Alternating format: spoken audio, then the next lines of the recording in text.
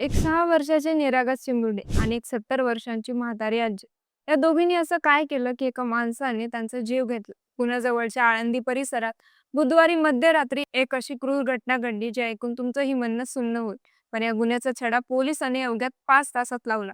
जाणून घेऊया संपूर्ण प्रकरण या व्हिडिओच्या माध्यमातून. नमस्कार, मी प्रीती, तुम्ही पाहताय समंत. मंडळी, आळंदी म्हणजेच पुण्याजवळचं एक पवित्र तीर्थक्षेत्र. याच आळंदी शेजारी केळगाव हनुमानवाडी नावाचं छोटंसं गाव. इथल्या ठाकरवाडी परिसरात बुधवारच्या मध्यरात्री ही भयानक घटना घडली. या 2 जणींचा जीव गेला. पहिली 6 वर्षाची चिमुकली धनश्री केदारी आणि दुसऱ्या 70 वर्षांची आजी मंगल शिंदे. धनश्रीची आजी संगीता केदारी रात्री घराबाहेर हाऊसकीपिंगच्या कामाला गेली होती. घरात फक्त छोटी धनश्री आणि शेजारी राहणाऱ्या आजी होत्या. मंडळी, या प्रकरणाची खरी सुरुवात 2 वर्षापूर्वी होते. संगीता केदारी आणि विनायक तुकाराम भवारी यांची ओळख फेसबुकवर झाली. आजकाल सोशल मीडियावर ओळखी होतात, मग त्या ओळखीचं रूपांतर प्रेमात होतं. इथंही तसंच झालं. फेसबुकवरची ओळख, मग गप्पा, मग भेटीगाठी आणि शेवटी दोघांनी लग्न केलं. 32 वर्षाच्या व्यवसायाने मिस्त्री असलेला विनायक भवारी हा मूळचा सिन्नर संगमनेर भागातला होता. सुरुवातीला सगळं ठीक होतं, पण गेल्या 1.5 महिन्यांपासून विनायक आणि संगीता यांच्यात सतत भांडणं होऊ लागली. त्यामुळे एका महिन्यापासून ते वेगळे राहत होते. लहान लहान गोष्टीवरून भांडणं, रोजची किरकिर, नात्यात कटुता येऊ लागली. यात विनायकच्या मनात मंगल आजीबद्दल राग होता. त्याला त्यांचं घरी येणं पण अजिबात आवडत नव्हतं. कारण त्या संगीताला सांगायच्या की हा माणूस बरोबर नाही, याच्यापासून दूर राहा.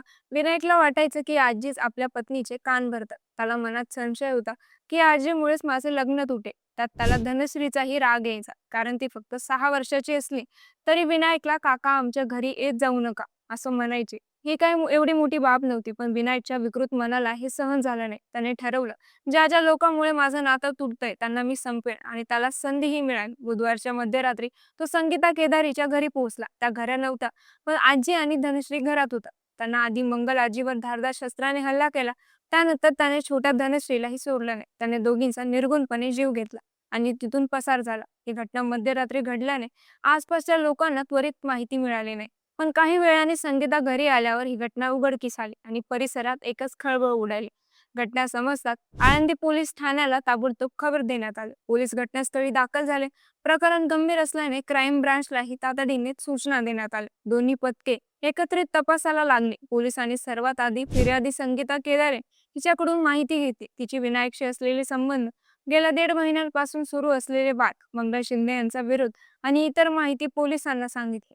या माहितीच्या आधारे पोलिसांनी विनायकवर संशय घेतला आणि त्याच्या शोधाला सुरुवात केली. पोलिसांनी घटनास्थळाचे सीसीटीव्ही फुटेज, विनायकचे फोन लोकेशन ट्रॅक करण्यात आलं. स्थानिक माहितीदाराकडून देखील माहिती गोळा करण्यात आली. या सगळ्या गोष्टी एकत्र करत पोलीस वेगाने पुढे जात राहिले. तपासाच्या आधारे पोलिसांनी विनायक भवारी आळेफाटा इथे असल्याची माहिती मिळाली आणि घटनेनंतर अवघ्या 5 तासात पोलिसांनी त्याला आळेफाटा इथून ताब्यात घेतले.